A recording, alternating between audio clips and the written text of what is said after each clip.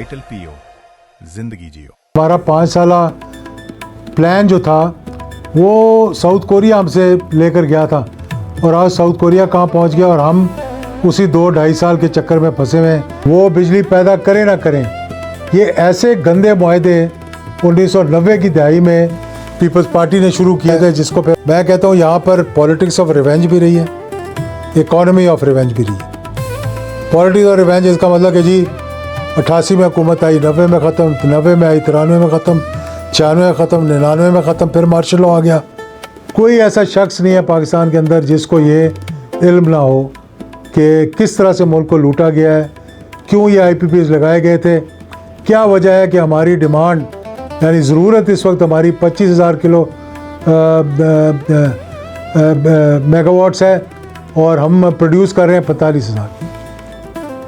एक आम माफ़ी डिक्लेयर करके लोगों को अपना पैसा वापस लेकर आ, ये कोई सब्सिडी नहीं है, ये एमनेस्टी है।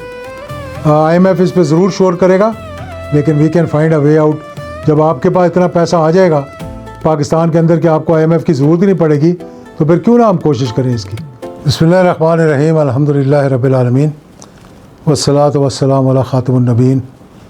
बिस्मिल्लाहिर्रहमानिर्रहीम, अलम नशरह लका सदरक व वदाअना अन्का वज़रक अल्लज़ी अन्क़ज़ ज़हरक व रफ़अना लका ज़िक्रक व इन्नमल उसरि युस्रा इन्नमल उसरि युस्रा व इज़ा फ़रग़्त फ़ंसब इला रब्बिका फ़रग़ब।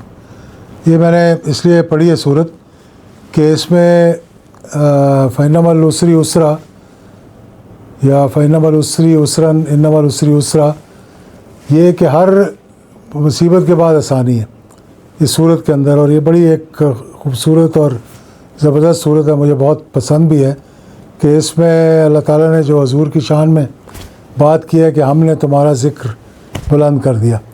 तो हर परेशानी के बाद खुशी है, हर मुश्किल के बाद आसानी है, ये अल्लाह ताला ने इस सूरत के अंदर फरमाया और एक पैगाम दिया सारी दुनिया को। तो इसी मौजूदा सूरत हाल है दुनिया की। मैं काफ़ी दिन से सोच रहा था कि ये वीलॉग करूं, लेकिन फिर मैंने कहा यार पता नहीं किसी की जहन में आएगा नहीं आएगा, किसी तक पहुंचेगा नहीं पहुंचेगा। मिल के बात करना बड़ा मुश्किल है क्योंकि हर कोई अपनी अपनी मशीन चला रहा है। कलेक्टिव मशीन जो है ना, जिसे पाकिस्तान कहते हैं, जो जो जो हर कोई मतलब अपना अपना डब्बा चला रहा है। तो ट्रेन जो है ना वो नहीं चल रही, ट्रेन है पाकिस्तान।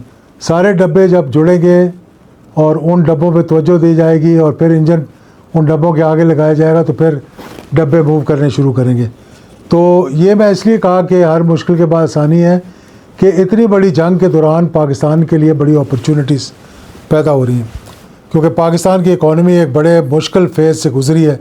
एक वो भी वक्त था 2023 से 25 तक या उससे पहले थोड़ा सा, कि जब हमारी ग्रोथ बिल्कुल ख़त्म हो गई थी, डॉलर मिल नहीं रहे थे, डिविडेंड्स पे नहीं हो रहे थे, यानी एक बड़ा मुश्किल वक्त देखा। फिर 2023 से 25 तक की इकॉनमी में अगर हम ग्रॉस डोमेस्टिक प्रोडक्ट अपना GDP देखें तो 2023 में हमारी ग्रोथ यानी ना होने के बराबर थी, 0.3%।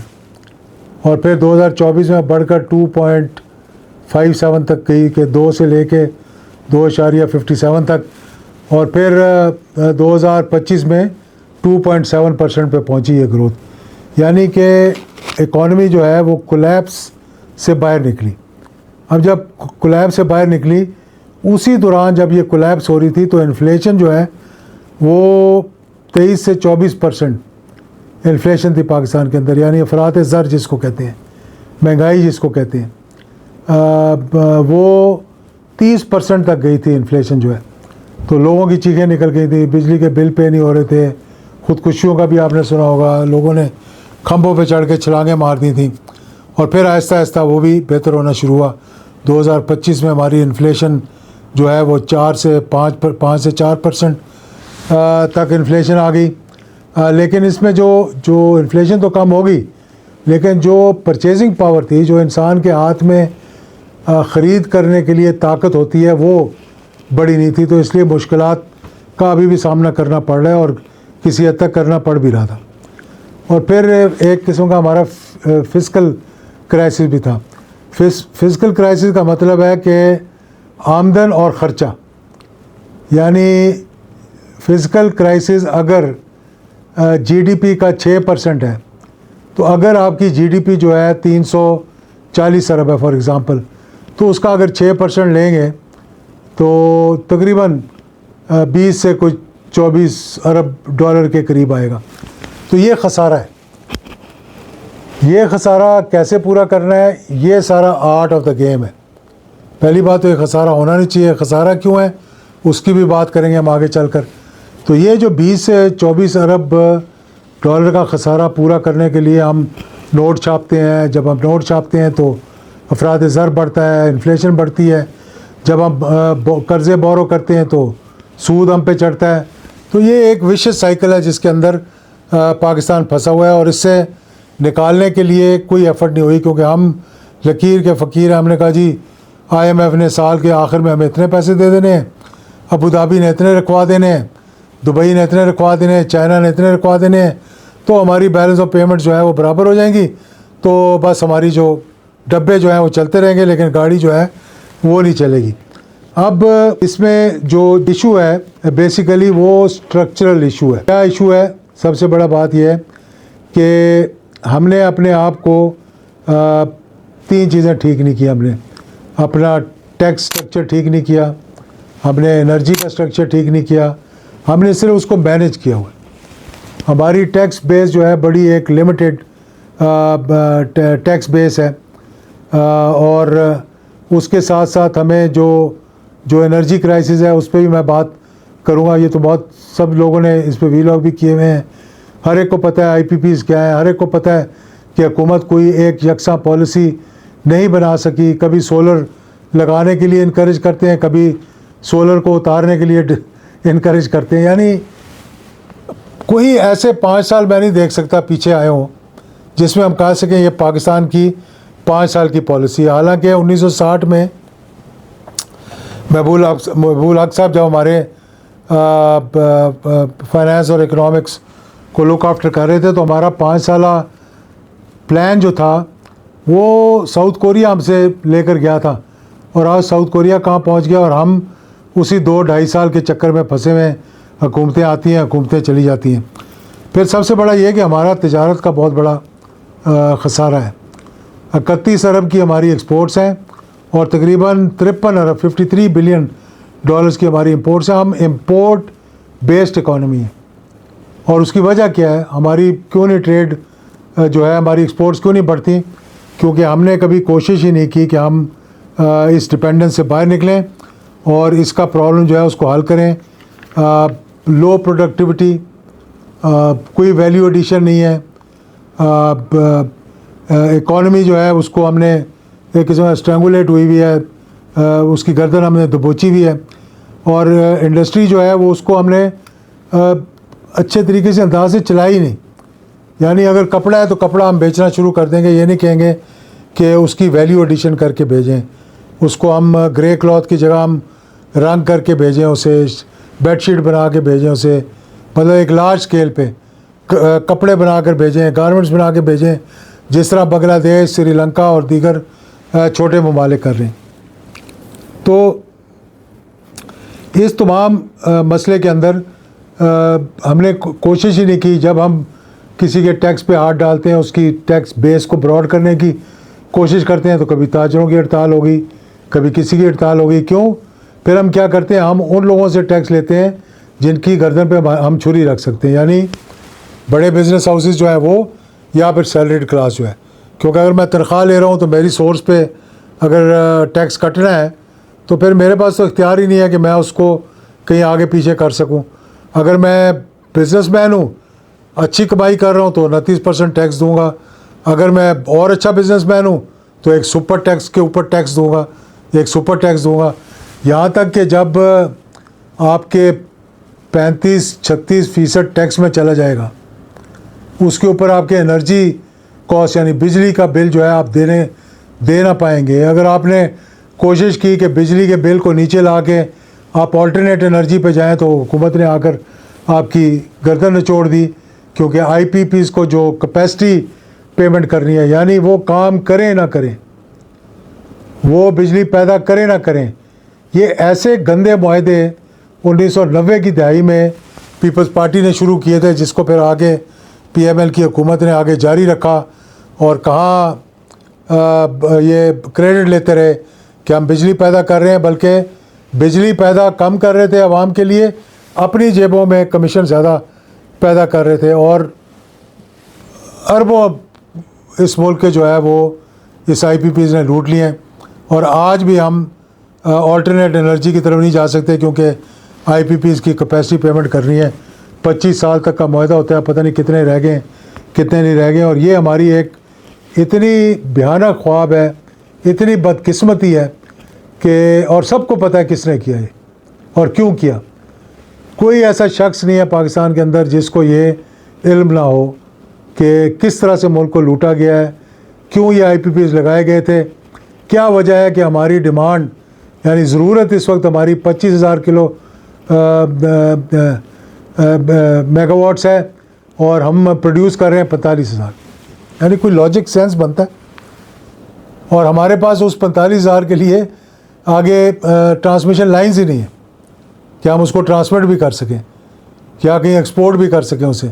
तो ये हमारे हालात हैं। हम बदकिस्मती कह लें इसको, बददियानती कह लें इसको, बेवफाई कह लें इसको, सेल्फ कह लें जिसको, कि अपने खुद ही अपने ही अंदर वो इंसान गुम हुआ है कि मैं पैसा कमा के बाहर भेज दूँ, मेरे बच्चे मेरे घर ख़ानदान पल जाए और बाकी जो है भाड़ में जाए सारे।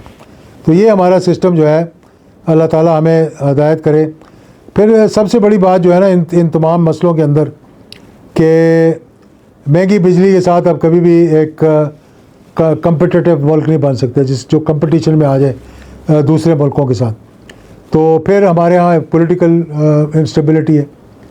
कोई ऐसा दौर नहीं आया 1988 के बाद जहाँ हम कह सकें यार कि ये हुकूमत आई है। मैं कहता हूँ यहाँ पर पॉलिटिक्स ऑफ रिवेंज भी रही है, इकॉनमी ऑफ रिवेंज भी रही है। पॉलिटिक्स ऑफ रिवेंज इसका मतलब कि जी 88 में हुकूमत आई, 90 में ख़त्म, 90 में आई, 93 में ख़त्म, 96 में ख़त्म, 99 में ख़त्म, फिर मार्शल लॉ आ गया, फिर चलती रही। फिर उसके बाद अगर हुकूमतें आई और उन्होंने 5-5 साल पूरे किए तो 3-3 वज़ीर आज़म तब्दील होते रहे। तो मतलब अगर पॉलिटिकल स्टेबिलिटी नहीं होगी तो लॉन्ग टर्म पॉलिसीज़ कैसे बनेगी। और जब मैं कहता हूँ इकॉनमी ऑफ रिवेंज, उसका मतलब है कि बदले की इकॉनमी। उसका मतलब ये है कि अगर आपने मोटरवे बनाई है तो मेरे दुश्मन इन द सियासत में जो है, तो मैं उसको आगे अंडू करूँगा। अगर वो 4 लेन बना रहा है तो मैं 2 लेन कर दूँगा। और अगर वो कोई अच्छा काम कर रहा है, डैम बना रहा है, मैं उसको रिवर्स कर दूँगा। कालाबाग डैम मैं बनने नहीं दूँगा, क्योंकि हिंदुस्तान को भी खुश करना है और दूसरी अपने जो आका हैं हमने उनको खुश करना है, और लोगों को पॉलिटिकली हमने गलत कहानियाँ सुनानी है। तो अब एक अपॉर्चुनिटी, पॉलिटिकल स्टेबिलिटी जब तक नहीं होगी आप तरक्की नहीं कर सकते, और जब पॉलिटिकल स्टेबिलिटी नहीं होगी तो फिर आगे चलना बड़ा मुश्किल हो जाएगा। अब आपको ये जब तक आपकी लॉजिस्टिक्स इंफ्रास्ट्रक्चर, आपके पोर्ट्स इस काबिल नहीं होंगे कि आप ऑल्टरनेट को संभाल सकें, तो फिर आपकी तरफ कोई भी नहीं देखेगा। हमें अल्लाह ताला ने, पाकिस्तान नेचुरल हब होता था, कराची ईस्ट और वेस्ट के दरमियान एयरलाइंस का नेचुरल हब होता था।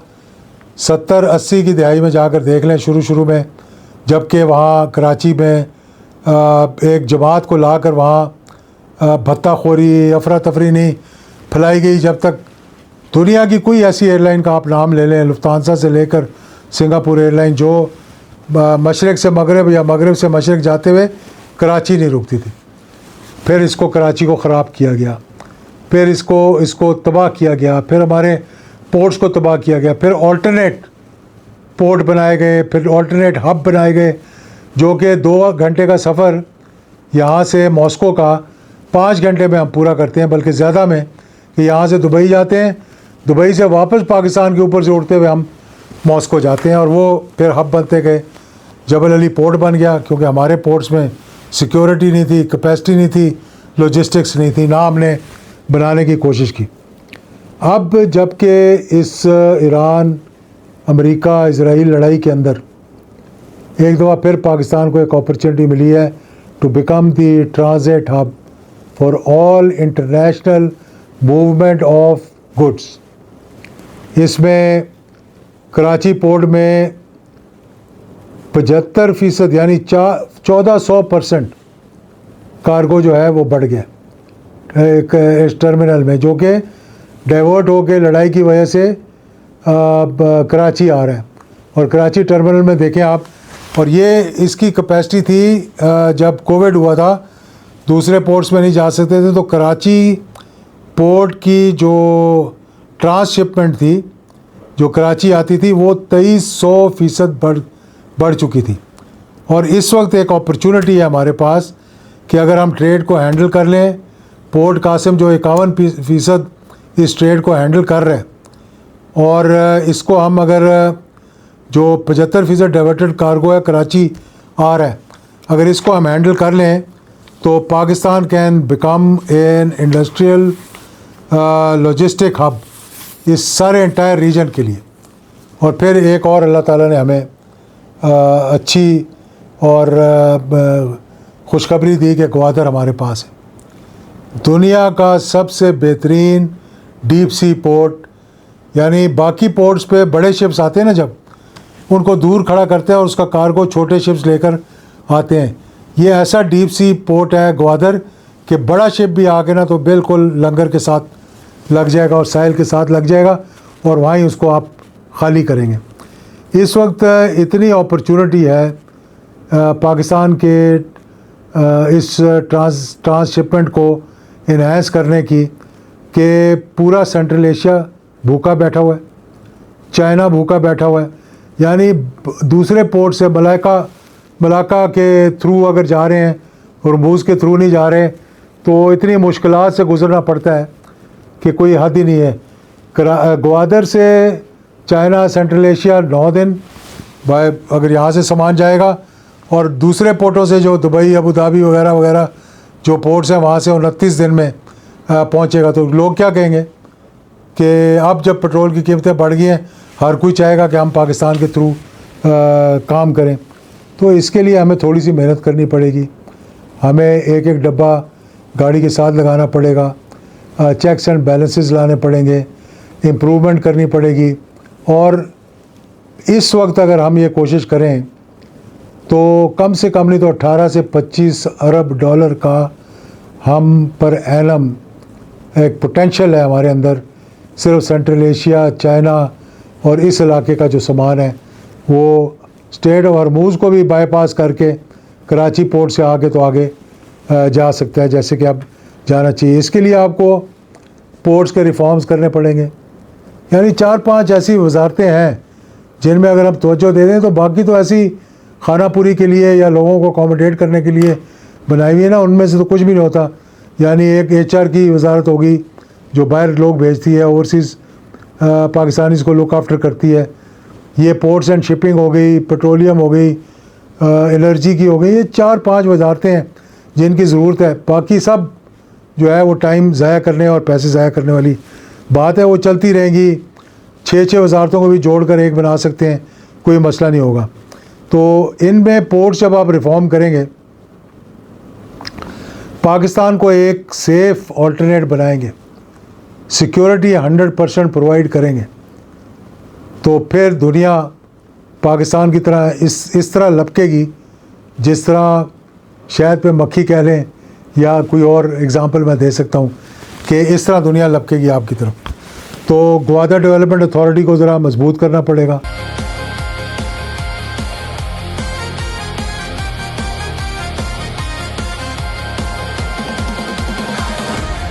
वाइटल पीओ, जिंदगी जियो। ग्वादर डेवलपमेंट अथॉरिटी को आपको मजबूत करना पड़ेगा, फूल प्रूफ सिक्योरिटी देनी पड़ेगी, इंडस्ट्रियल जोन्स बनाने पड़ेंगे, CPEC को दोबारा से चाइना की मिन्नत समाजत करके सड़कें बनाकर कनेक्टिविटी देनी पड़ेगी, लॉजिस्टिक कॉरिडोर्स बनाने पड़ेंगे और रोड और रेल नेटवर्क को ठीक करना पड़ेगा। ये चीज़ें हैं जिसके लिए आपको मेहनत करनी पड़ेगी। और फिर आपको अपनी एक टैक्स एक्सपोर्ट पॉलिसी पे नज़रसानी करनी पड़ेगी, एक्सपोर्ट इंसेंटिव्स देने पड़ेंगे, वैल्यू एडिशन करनी पड़ेगी, जो मैं बार बार कह रहा हूँ। और फिर सबसे बड़ी बात जो है, एक लॉन्ग टर्म इकोनॉमिक पॉलिसी बनानी पड़ेगी, जिसकी गारंटी जो है ना, अब SIFC बनी थी, कामयाब है नहीं कामयाब है इस पर बहुत बड़ी लंबी बहस हो सकती है, लेकिन गारंटी जो है वो पॉलिटिकल गारंटी हमारी कोई नहीं मानता, क्योंकि पॉलिटिकल इंस्टेबिलिटी की वजह से लोग जो है ना, वो बिजनेसमैन रब्ता करते हैं, जी हमारी मीटिंग किससे करवाएं। ये नहीं कहते हम हुकूमत को मिलना चाहते हैं, वो कहते हैं हमारी इस्टेब्लिशमेंट से मीटिंग करवाएं। ये एक बड़ा अफसोसनाक लेकिन हकीकत है। अब इस वक्त जो हालात पैदा हुए हैं, पैसा आना चाह रहा है, ट्रेड आना चाह रहा है, इन्वेस्टमेंट आने चाह रही है, लेकिन सारी दुनिया की आंखें पाकिस्तान पे लगी हुई हैं सिवाय हमारी अपनी आंखों के। जब हमने अपने आप को देखना शुरू कर दिया और ये मामला को ठीक करना शुरू कर दिया, तो मैं समझता हूँ कि फिर मामला ठीक हो जाएंगे। और एक बात मैं यहाँ आखिर में, कि बहुत से बिजनेसमैन थे जिन्होंने रब्ता किया, जो मुलाकातें करना चाहते हैं आकर यहाँ पर, इंसेंटिव पैकेज भी उन्होंने तैयार किए हुए हैं। वो कहते हैं हमें मौका दें, हम बैठकर बात करें कि मौजूदा सूरत हाल में जब लोग अपना पैसा उन सेफ हेवन से निकालना चाह रहे हैं जहाँ पर अब वो स्टेबिलिटी नहीं है जो पहले नज़र आती थी, कल कुछ भी हो सकता है, तो लोग पैसा निकाल कर कोई ओमान की तरफ भाग रहा है, कोई वापस UK जाने की कोशिश कर रहा है, लेकिन वहाँ की इकॉनमीज़ ठीक नहीं है। पाकिस्तान में आज भी अपॉर्चुनिटी है। मैं ये हुकूमत से कहूँगा कि इस पर स्टडी करके, माजी में 2-3 दफ़ा हो चुका है, एक एमनेस्टी डिक्लेयर करें, एक आम माफ़ी डिक्लेयर करके लोगों को कहें अपना पैसा वापस लेकर आ। ये कोई सब्सिडी नहीं है, ये एमनेस्टी है। IMF इस पर ज़रूर शोर करेगा, लेकिन we can find a way out. जब आपके पास इतना पैसा आ जाएगा पाकिस्तान के अंदर कि आपको IMF की ज़रूरत ही नहीं पड़ेगी, तो फिर क्यों ना हम कोशिश करें इसकी। पहले 2 दफ़ा 3 दफ़ा एमनेस्टी हो चुकी है, नवाज शरीफ साहब के ज़माने में, खान साहब के ज़माने में, हो सकता है पीपल्स पार्टी के ज़माने में, मुझे याद नहीं है, लेकिन उन सारी एमनेस्टीज़ को हमने ख़राब किया, बजाय लोगों को इनकरेज करने के हमने डिस्करेज किया। जो पैसे लेकर आए उनके पीछे पड़ गए, तो इस तरह काम नहीं चलता। वो सिक्योरिटी चाहिए लोगों को, वो सेफ्टी चाहिए लोगों को जो उनको वहाँ पर मिलती है, बैरून मुल्क मिलती है। पाकिस्तान तरक्की की राह पर पड़ गया है, लोग पाकिस्तान की तरफ देख रहे हैं। जिस दिन हमने ये अज़म कर लिया कि हमने इस मुल्क को अपना समझकर काम करना है, अपना घर समझकर, मैं समझता हूँ हम तरक्की की राह पे लग जाएंगे। इसमें हमें तमाम पॉलिसीज़ पर नज़रसानी करनी चाहिए। ऑल्टरनेट एनर्जी पे सबसे ज़्यादा, चाहे उसका कोई नुकसान हमें अपनी जेब काट के या पेट काट के देना पड़े, हम उसे पूरा करें, लेकिन ये नहीं कि किसी का पेट भरने के लिए कैपेसिटी पेमेंट से हम गरीबों की जेबों पे डाके डालने शुरू कर दें। इस मौके को अगर हमने गंवा दिया तो ये मौके कभी कभी कौमों की ज़िंदगी में आते हैं। पाकिस्तान की तरफ हम लोग देख रहे हैं, काश कि हम भी पाकिस्तान की तरफ देखकर इसकी तरक्की में अपना हिस्सा डालें। बहुत शुक्रिया।